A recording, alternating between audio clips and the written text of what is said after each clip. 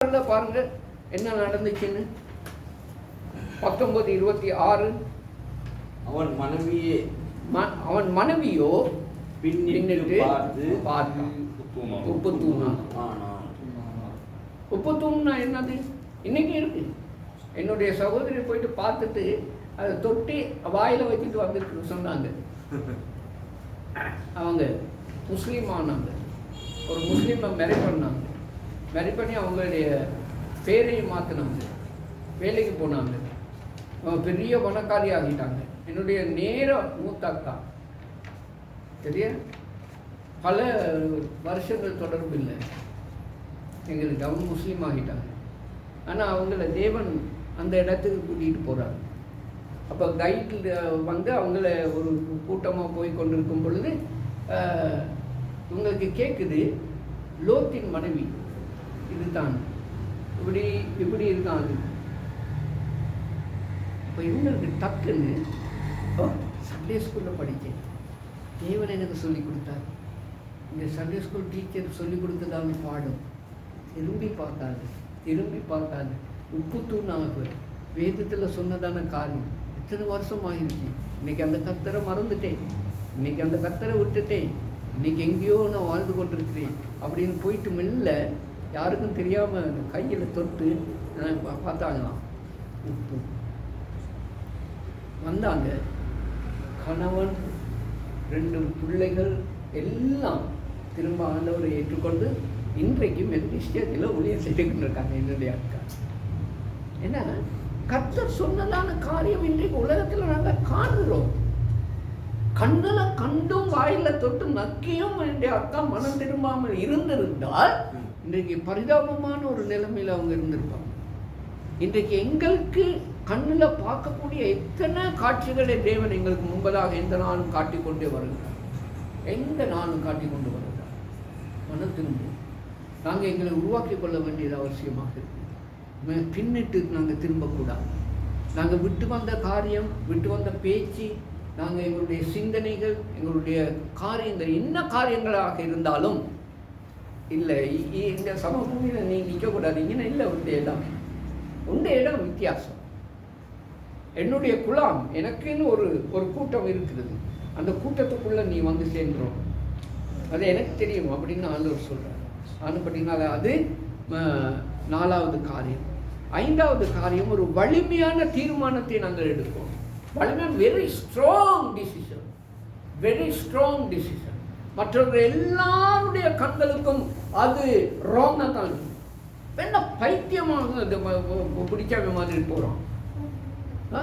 எல்லாத்தையும் மறந்துட்டு, எல்லாத்தையும் விட்டுட்டு, எல்லாத்தையும் இது பண்ணிட்டு, என்னமோ ஏசு அழைத்தார் அப்படின்னு சொல்லிட்டு அப்படி போய்கொண்டிருக்காங்க. சொல்லட்டும், முழு உலகமும் சொல்லட்டும்.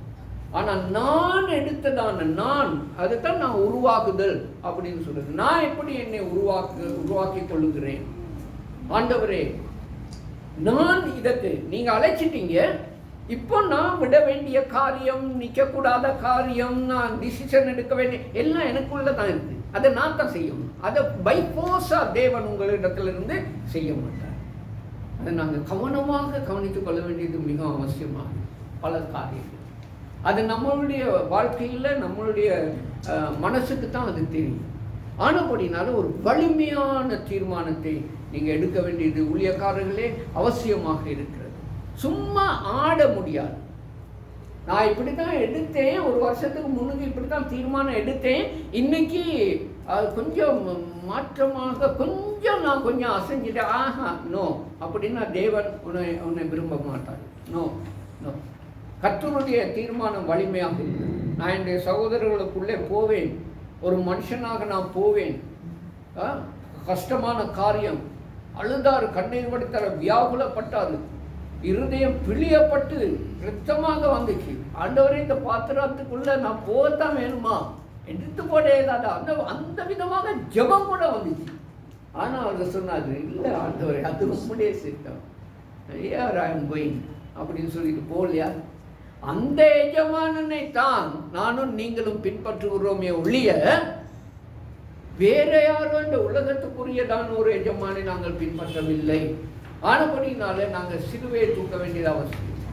எல்லாத்தையும் வெறுத்துட்டு சிலுவையை தூக்காவிட்டால் அவன் நீ எனக்கு சீசன் அல்ல. சிலுவை என்றால் என்ன? சிலுவைன்னா மரணம். சிலுவையை சுமந்தவன் அதிலே சாவான். ஆகவே அந்த மரணத்துக்கு உள்ளாக நாங்கள் போகணும். மரணம்னா எங்களை கொண்டு போடுறது இல்லை. மரணம்னு சொன்னா இதுதான். எத்தனையோ காரியங்களை நான் சேர்த்துட்டேன்.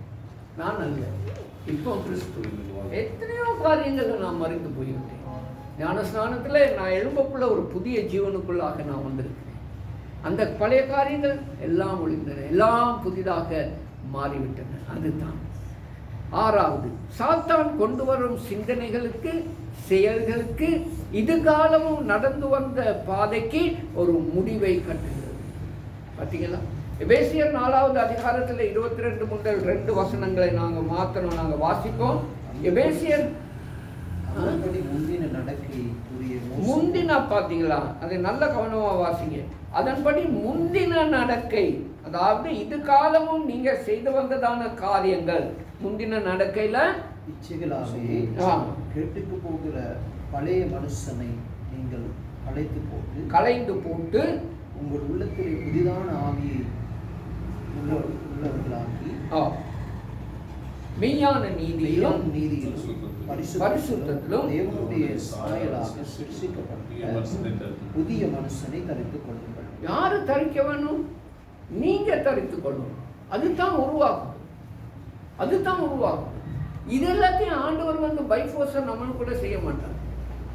அப்போ பழைய முந்தின நடக்கைகள், மோசம் போகும் இச்சைகள், அது மனசுல வர்றதான காரியம், சரீரத்தில் நடந்ததான காரியங்கள், இச்சைகள், இதைகள் எல்லாத்தையும் கலைந்து போட்டு ஒரு புதிய மனுஷனை உள்ளாலே நீங்கள் தரித்துக் கொள்ளுங்கள். மெய்யான நீதி, மெய்யான பரிசுத்தம், தேவனுடைய சாயல். உங்களை பார்த்த உடனே கர்த்தருடைய சாயல் எங்களிலே தெரிய வேண்டும். அந்த சாயலை தரித்து கொண்ட புதிய மனுஷனை தரித்துக் கொள்ளுங்கள், சரியா உடுத்தி கொள்ளுங்கள். அதுதான் 6வது காரியம். சரியா ஒரு முடிவை கட்டணும். பழைய ஜீவியத்துக்கு இன்னைக்கு ஒரு முடிவு. நீங்கள் என்னை அழைச்சிட்டீங்க, நான் அல்ல, இனி நீங்கள் தான் அப்படிங்கிறதான காரியம். இதுதான் ஊழியம். கடைசியாக 7வது, என்னை சிருஷ்டித்தவர் என்னை அழைக்கிறார். இனி என் பாதை அவர் எனக்கு காட்டும் புதிய பாதை என்ற தீர்மானத்தை தன்னுடைய முழு ஜீவியத்தாலும் மற்றவர்கள் அறியும்படி சகல காரியங்களிலும் ஒரு புதிய மாற்றத்தை ஏற்படுத்திக் மற்றவர்கள் காரணம் ரகசிய கிறிஸ்தவர்களாக இருக்கக்கூடாது. I am very against. எத்தனையோ பேர்கள் இன்றைக்கு ரகசியமான கிறிஸ்தவர்கள் வேதத்திலையும் இருந்தாங்க. இப்ப இருக்க இயலாது. ரகசியமான கிறிஸ்தவர் எத்தனை வருஷம் இருப்பீங்க? ரகசியமான கிறிஸ்தவர்கள் அது என்ன ஆண்டவரை ஏமாற்றிக் கொண்டிருக்கிறது. தேவன் சொல்றாரு, நீ எனக்கு பூமியின் கடைசி பரியந்த சாட்சிகளாயிருப்ப. நீ வந்து சாட்சி பகர போனாத்தான் ரகசியமான சாட்சிகள் கிறிஸ்தவனாக வாழ போறது. பரிசுத்த ஆவியை நீங்கள் பெறும் பொழுது நீங்கள் பலன் அடைந்து எருசலேமில் நீங்க இருக்கிற வீடு எருசலேமிலும் யூதாவிலும் சமாரியாவிலும் பூமியிலும் படிப்படியா நீங்க எங்க போனாலும், அதுதான் தேவன் சொல்றார், எங்க போனாலும் என்ன நடக்கிறதுனா சகல காரியங்களும் ஒரு புதிய மாற்றத்தை மனுஷர்கள் காண வேண்டும். எத்தனை பேர் உள்ளுக்கு வச்சிருக்கிறாரு எங்களுக்கு தெரியாது. 100 பேர் வந்திருப்பாங்க எங்களுடைய கூட்டங்களுக்கு. அதுல 99 பேர்கள் எங்களுக்கு எகேன்ஸ்டா இருப்பாங்க. ஒரு மனுஷன் மனம் திரும்பினான் அது போதும். தேவன் அவனை வச்சு ஆண்டவர் பெரிய காரியங்களை செய்வார். அதுக்கு உடந்தையாக நீங்க இருந்திருக்கிறீங்க. அல்லேலூயா. இதுதான் என்னை நான் உருவாக்கி கொள்ளுகிறதான காரியம் என்கிறதாக இன்றைக்கு நாங்கள் படிக்கிறோம். சரியா? 2வது நாங்க பாருங்க, ஏன் எமக்கு இந்த மாற்றம் தேவையாக இருக்கிறது? ஏன் இந்த மாறணும்? ஏன்னு சொன்னா வேதம் சொல்லுது, சாத்தானுடைய தந்திரங்கள் எமக்கு தெரியாதவைகள் அல்லவே. எங்களுக்கு தெரியாதா? 2 கொரிந்தியர் 2:11 பரிசுத்த பவுல் சொல்றாரு, சாத்தா எப்படிப்பட்ட தந்திரம் உள்ளவன்னு உனக்கு தெரியாதாப்பா? எப்படிப்பட்ட நிலைமையில இருந்தாலும் உன்னை கீழே போட்டுருவான் அப்படிங்கிறது உனக்கு தெரியாதா? அவன் தந்திரக்காரன். அவன் தந்திரமாக நரி மாதிரி மனுஷன் ஆனபடினால தான் நீ ஒரு மாற்றத்துக்குள்ளாக வர வேண்டும். அவனுக்கு மாத்திரமல்ல, உலகத்துக்கு மாத்திரமல்ல, மனுஷர்களுக்கு மாத்திரமல்ல, தேவனுக்கு மாத்திரமல்ல, உனக்கு உன்னுடைய மனசாட்சிக்கு தெரியணும். நான் இப்போ மாறி இருக்கேன்.